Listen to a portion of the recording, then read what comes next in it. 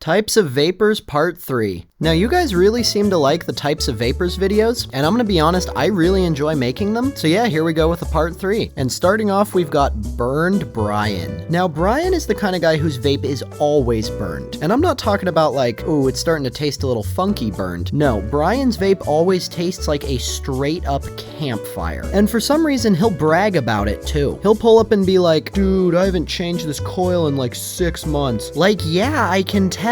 Your vape tastes like a fucking smoked brisket. Going way too long without changing a coil and then bragging about it is like bragging that you went 30,000 miles without an oil change. Like, bro, that isn't something you should be proud of. Next up, we've got Disposable David. Now, Disposable David's the kind of guy who spends $200 on disposables a month and has a drawer in his room that is just packed to the brim with the spent ones. Like, David is going through a new disposable every 3 or 4 days and becoming the #1 source of e-waste in his community. And I feel like I can't bring up disposables without mentioning just how fake most of them are. Like, even the legit ones are sketchy, but the peak of the vapes that you should not be hitting have to be the ones that are just rip-offs of other products. Like, no matter how desperate you are for a vape, it isn't worth it to hit the Squid Box vape. Like, I guarantee that vape is full of some chemicals that your lungs are not really gonna like. Like, look at this. R&M Crystal?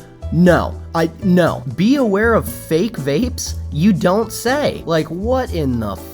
Next up, we've got Samuel the Salesman. Samuel's the guy who's always trying to sell you something, usually in the school bathroom. And honestly, Samuel's probably the one who's selling David all of his NFT disposables. Now, I can't lie. I have been Samuel the Salesman a few times. And I wasn't buying like bulk lots of 50 or anything to sell at school, although my friend Elliot was. But on a few occasions, my friend Kenneth and I sold some vapes to the school's biggest douchebags, and we absolutely scammed them. So yeah, I wouldn't recommend buying your vapes from Samuel the Salesman. Next, we have Nicksick Nathan. Now, Nathan's the kind of guy who overdoes it a little bit with the vape and ends up getting super sick. Like this one time I was hanging out with Kenneth, Gabe, and Hunter was like, bro, I'm gonna take the biggest rip I can.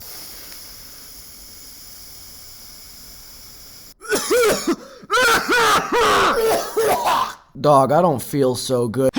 So yeah, know your limits and don't get Nicksick. And finally, we've got Free Handout Henry. Now, Henry's the kind of guy who doesn't have a vape, never pitches in to buy vape juice, but thinks for some reason that he's entitled to get a hit of your vape anytime he wants it. Like, you'll be sitting in class, getting your ass kicked by the quadratic formula or whatever it is you're learning, and you'll go to the bathroom for 5 or 10 minutes just to hit your vape and just have some peace. And you go in there and you find 3 pests who are all trying to buddy up to you just to get a hit of your vape. Yo, dude, we were like best friends in kindergarten, man. Dude, I have never met you before in my life. Nah, man, we were like best friends in elementary. By the way, you think I can hit that vape? Dude, back off. Go find your own. Yo, you think I could get a hit of that too? Well, you think I could get a rip of that too, mate? Hey, Sonny, save some for the rest of us. Guys, back the fuck off. You're not getting to hit the vape. Yo, bro, you think I could get a hit of that? But yeah, don't be Henry. And if you know of any other kinds of vapors, let me know in the comments down below, and I'll make a part 4 talking about them. Need more videos to watch? Here's a playlist of all the videos I've ever made on this channel.